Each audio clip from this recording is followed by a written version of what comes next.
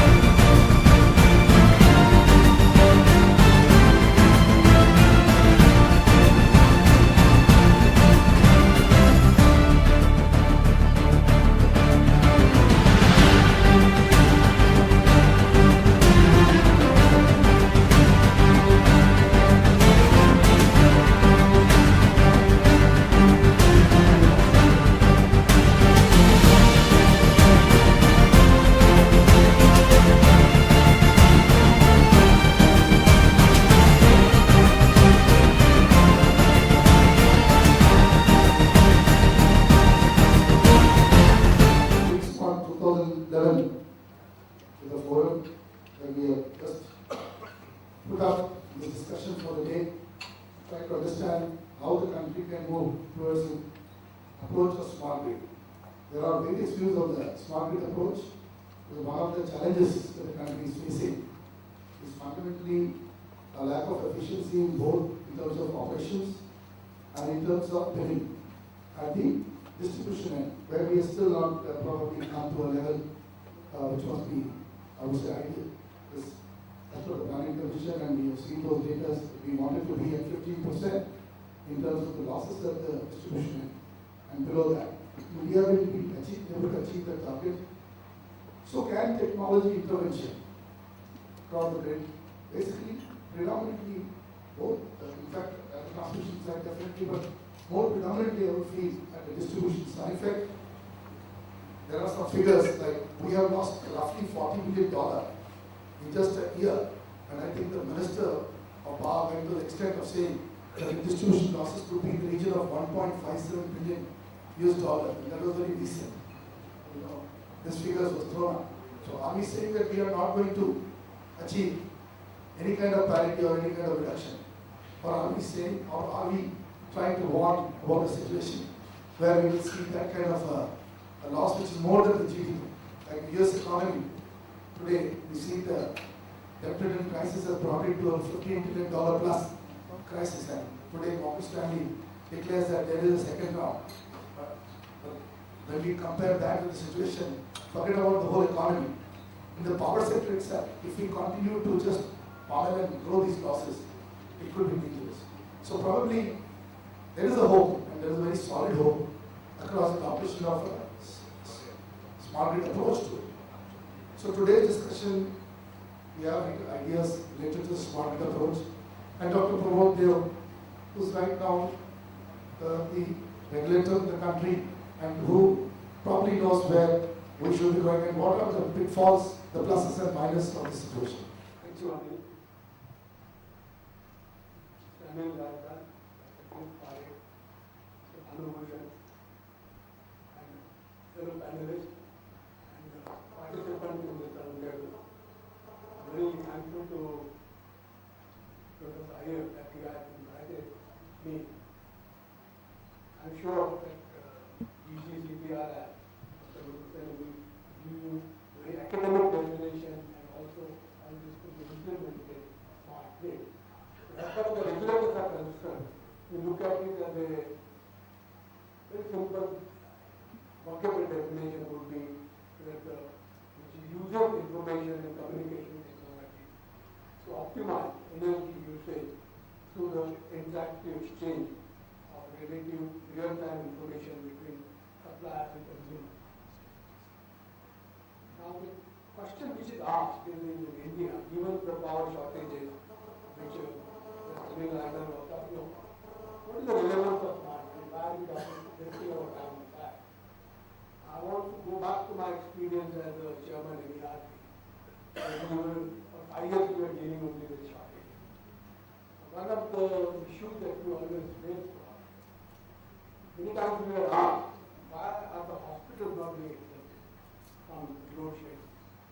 The simple thing was that unless you are on a separate feeder, there is no way you can be exempted.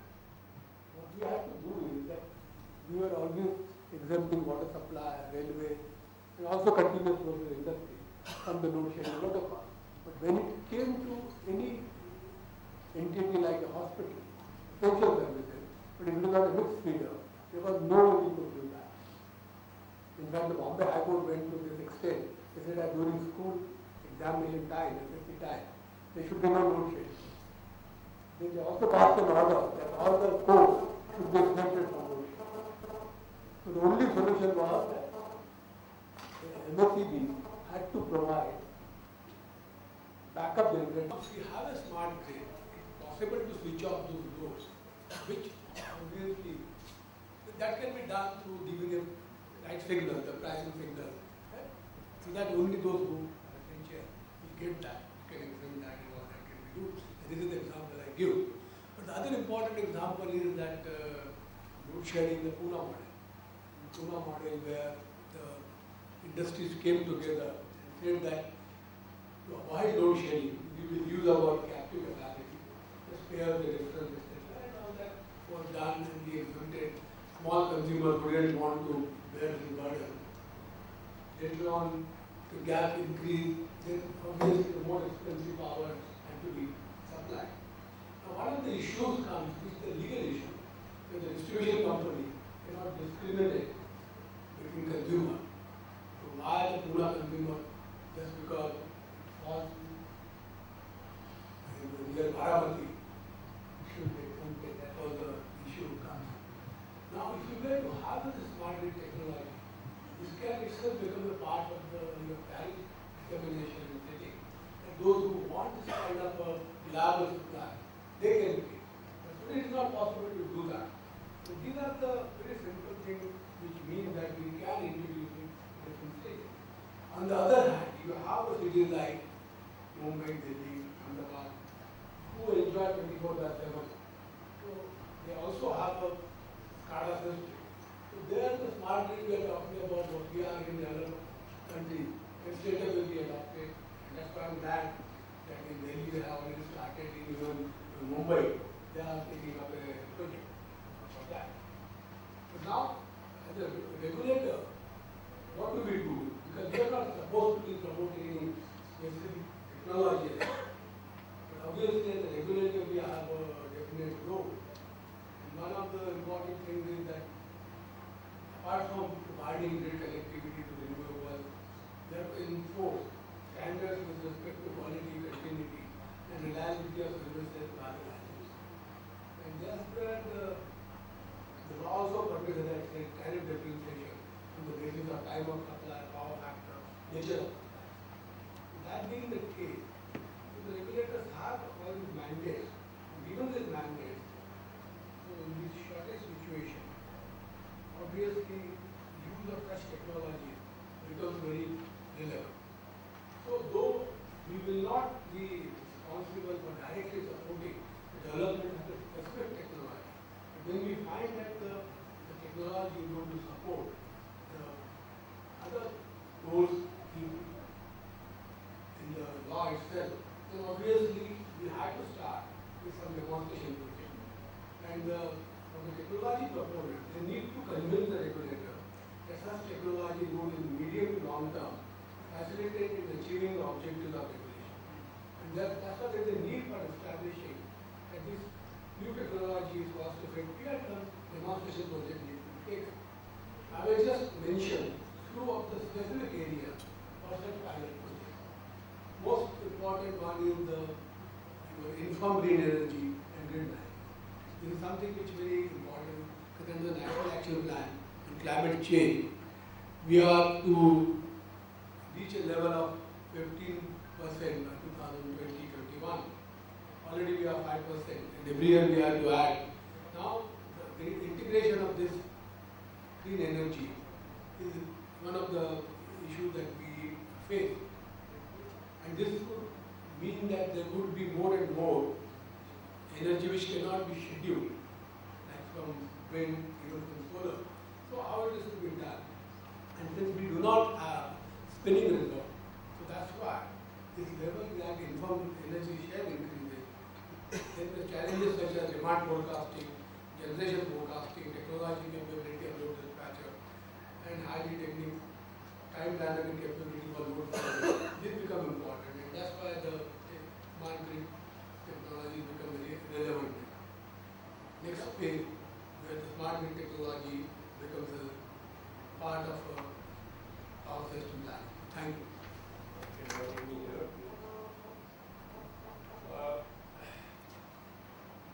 I can't claim to know much about this smart grid.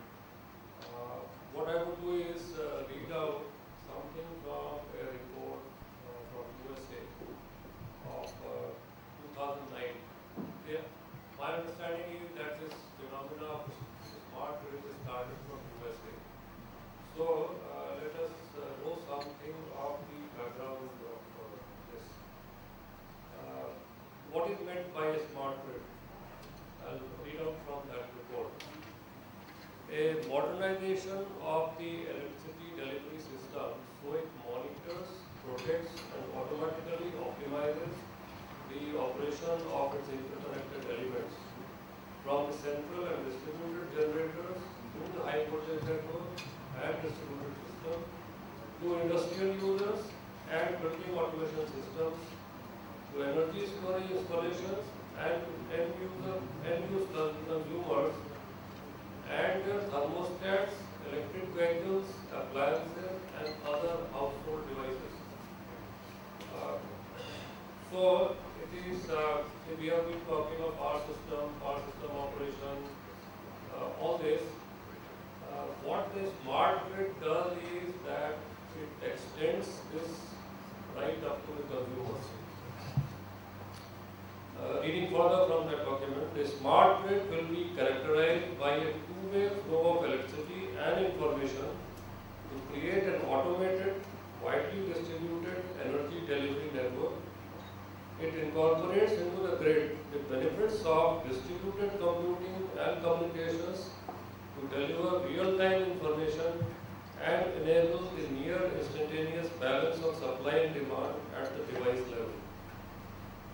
Now the point I am trying to make is that the new thing in the smart grid phenomena is the focus on the consumer. Consumers can balance their energy consumption with the real-time supply of energy. Variable pricing will provide consumer incentives to install their own infrastructure that supports the smart grid. The smart grid information infrastructure will support additional services not available today. So it is about two-way flow of information and electricity. See, talking generally, the universal objectives of the entire supply system, generation, transmission, distribution. The universal objectives all along have been optimization of system operation, reduction of peak demand, handling of contingencies. There is nothing new that the smart grid is bringing about. These have been there for ages as the objectives of the whole power system operation. Now the new focus is active consumer participation through switching of loads and appliances, building automation, energy storage, and captive generation.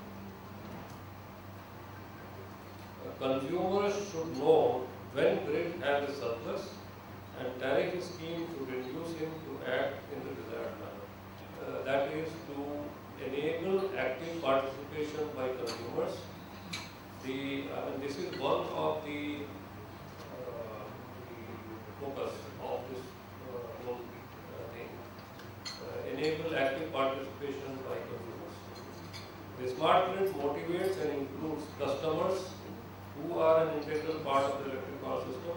The smart consumers are informed, modifying the way they use and purchase electricity. Water heaters, there could be switched on at different times and other things. Smart grid technology should not become a tool for the suppliers to have another handle over the consumers. The reality is consumers suffer load shedding, which should not be there. And the smart grid technology should not become should not enable the suppliers to force the consumer into something. It should be the option of the consumers to respond to signals.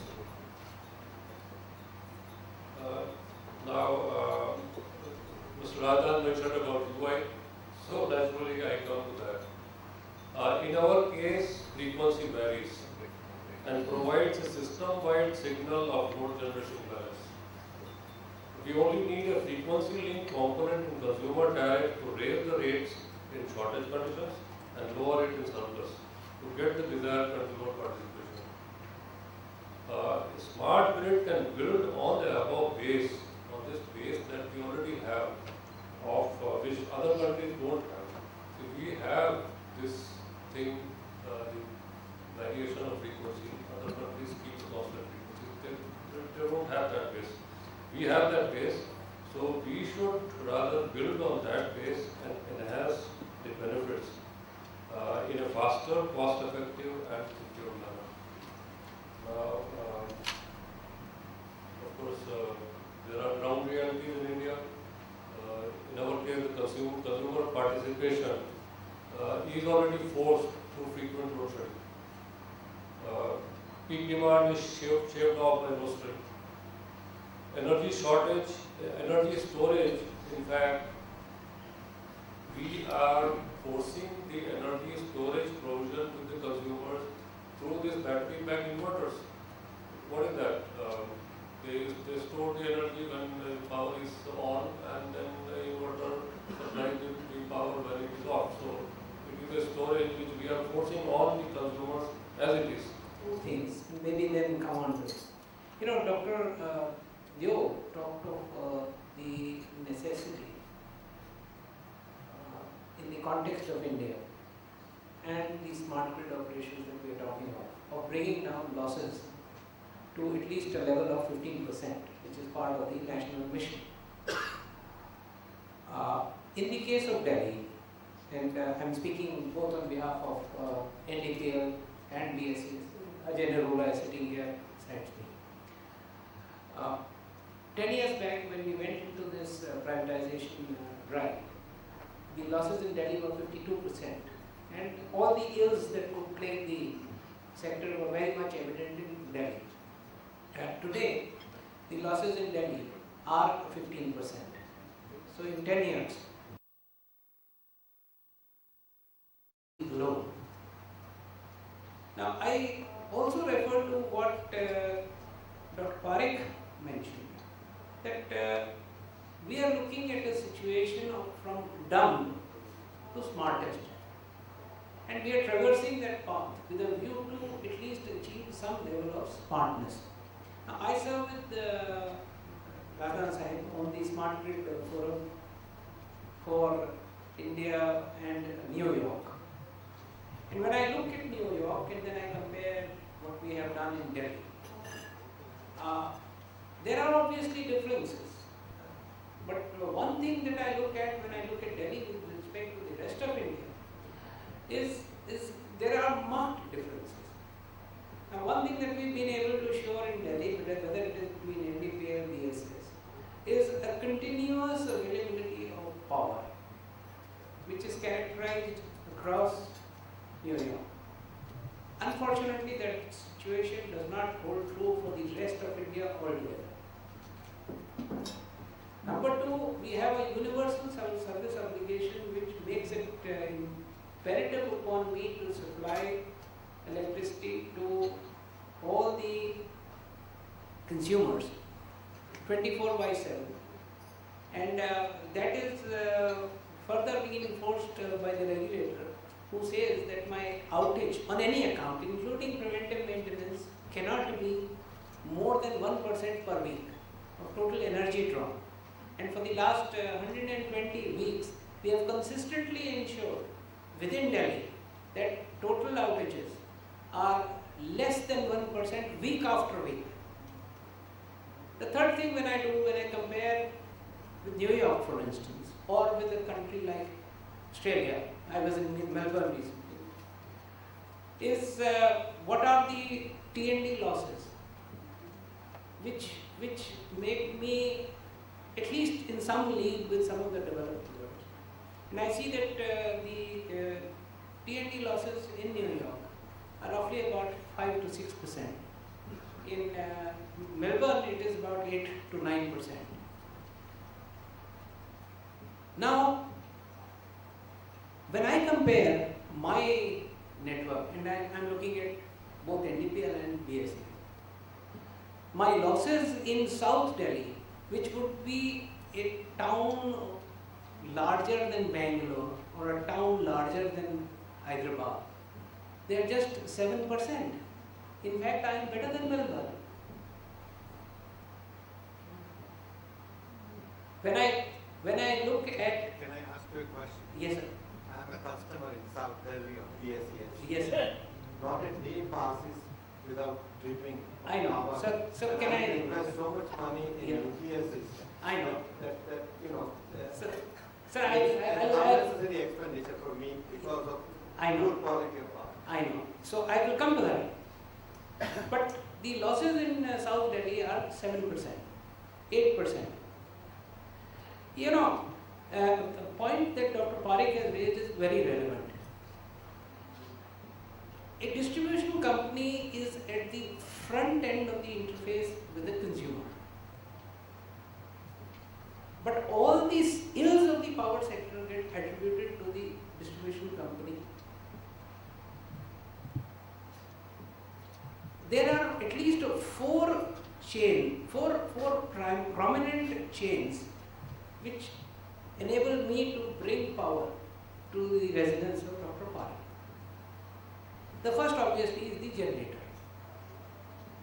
The second is the central transmission utility. In India, and it's across the world, so I will not get into that. The second is the central transmission utility. The third is the state transmission utility, and we can talk in terms of voltages or we can talk in terms of... And the fourth is the final distributor. Now, if there is a break in any one of those, if there is a break in any one of those segments, obviously the consumer is going to be affected. But the blame will always come onto the distribution company. Now, sir, if power from NTPC Dadri fails, today we are, and this is what is very relevant to note, today we are in a situation where I have built a network where I can feed in power from other sources so as to be able to give you power.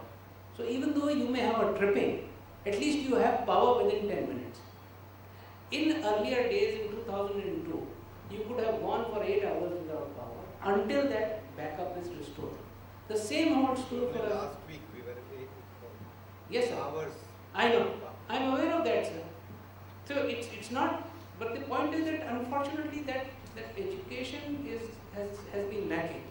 So every blame comes on to the distribution company. But let's leave that aspect apart.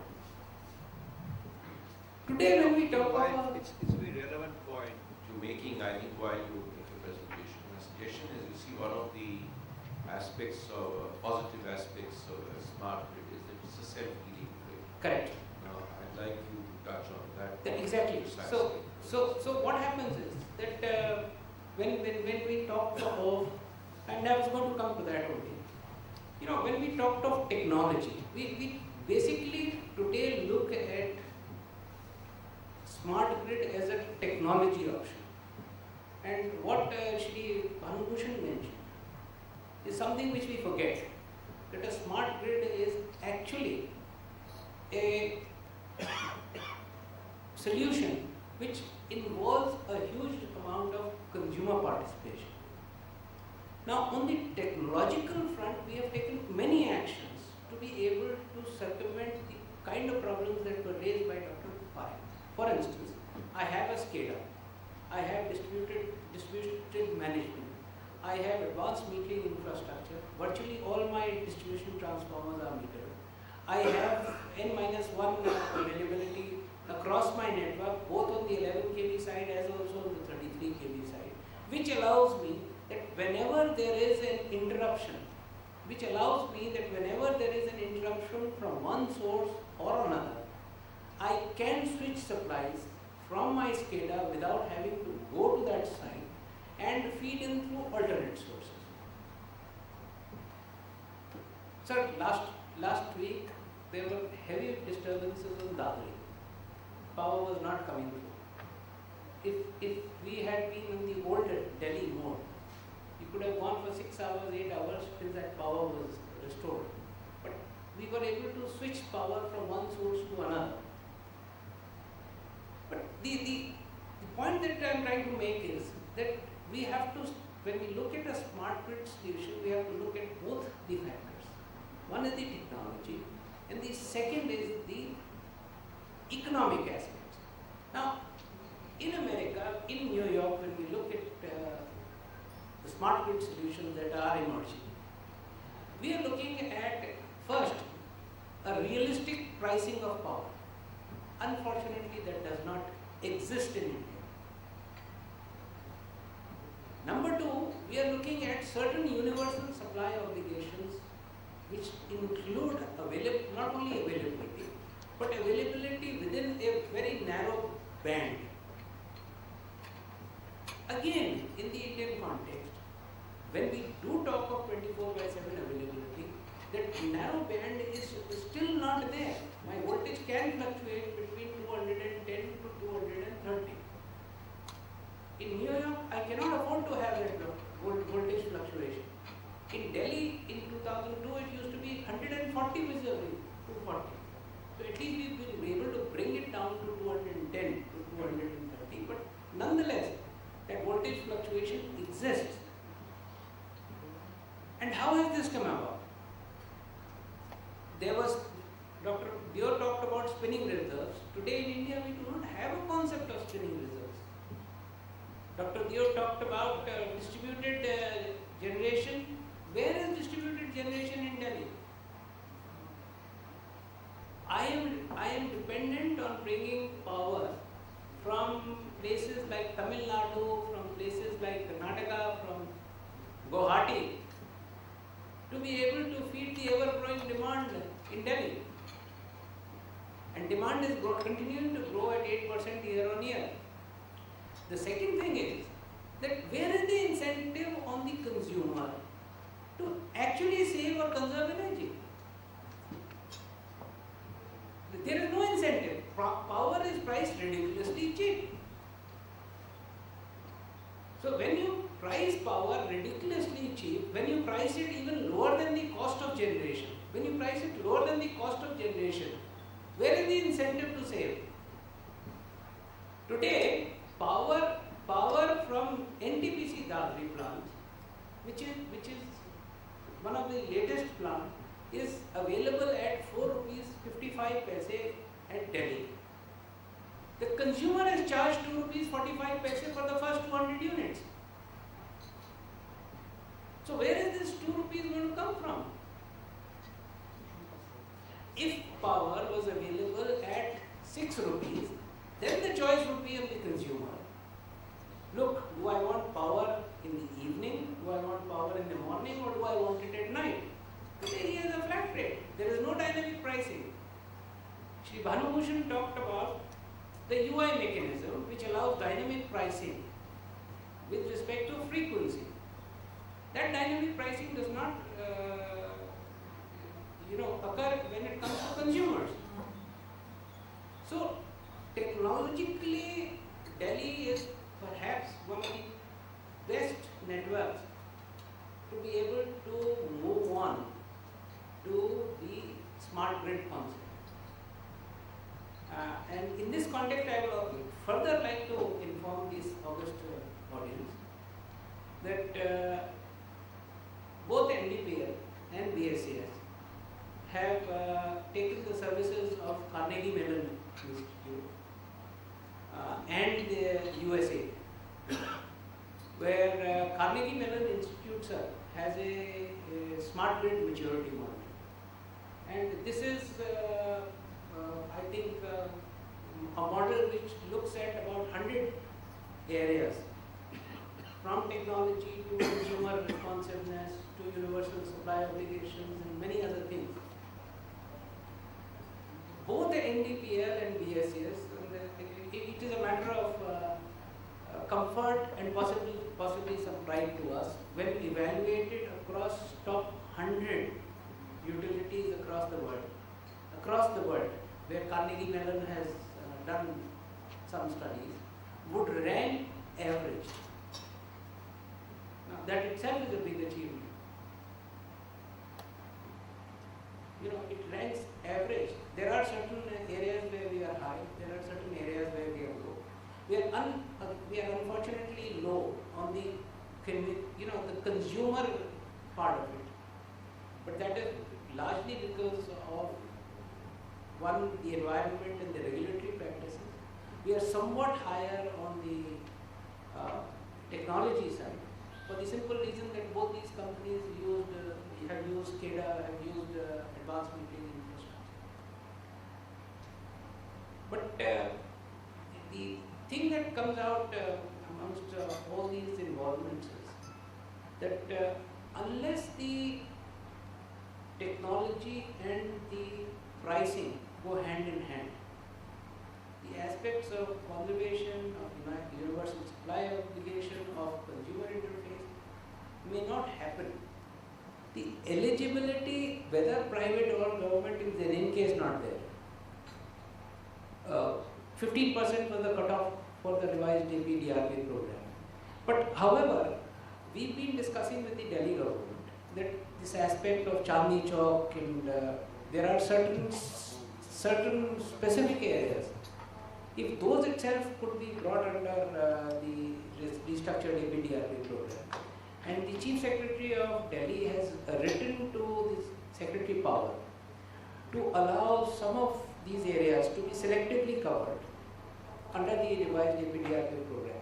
I may mention, sir, that within BSES we are putting up distributed smart grid for West Delhi in association with Delhi, where we have very large feeders going. Dr. Deo talked about specific feeders. So we have very large feeders going over there, and it's not economical to transport power.